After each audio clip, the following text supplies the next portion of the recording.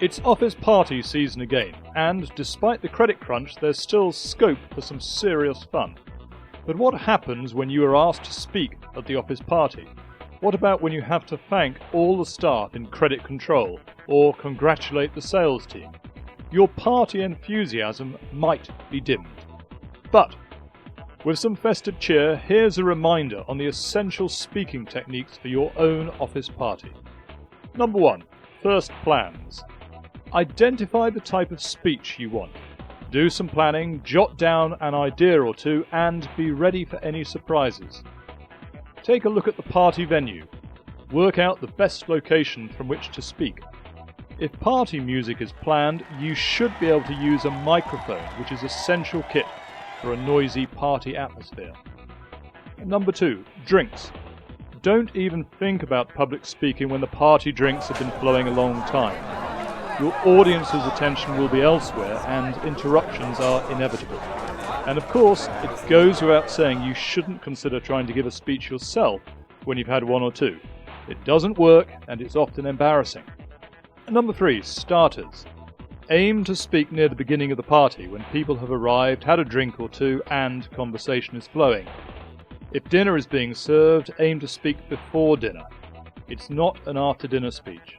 Number 4, the next course. If you have organised the party, then it's best to say a quick thank you to the hotel or catering staff. Or, if your office manager has organised the party, it's definitely best to thank them for all their hard work. It's always a challenge organising the office party, so a big thank you will be well received. Number 5, presents. The office party is a good time for some other thanks, for people or teams. When thanking people, remember to get the technique right. For example, and now someone who's always committed to the customer, someone who always puts the customer first, someone who it is a pleasure to work with. Pause, give the first name, give the second name. Applause will start spontaneously when you get it this way round.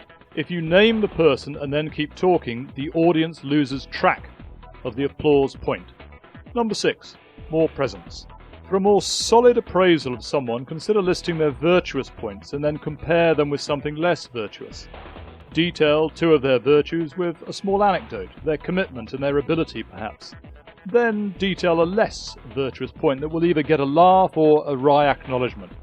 Their taste in business suits, or their performance in the company five-a-side league. The idea is not to be cruel. Then detail their final virtue, a sense of humour perhaps. Lastly, name them using the first name, second name technique. Number 7, be brief. Be very brief.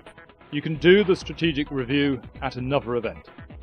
Number 8, party lights. Note some closing points that will be important later in the evening. Taxis are on the company account, or the office opens at 11 tomorrow, or the band is playing an extra hour until 1 o'clock. These are good news points. They're easy to make and they work very well. Number 9, and finally, round off your speech with a toast along the lines of to ourselves, to absent friends, and to the future. In today's economic climate, that's about right. Number 10, party. Now it's time to relax and enjoy the party. Roll on the new year. It's short, it's friendly, and it's upbeat. It's the office party speech.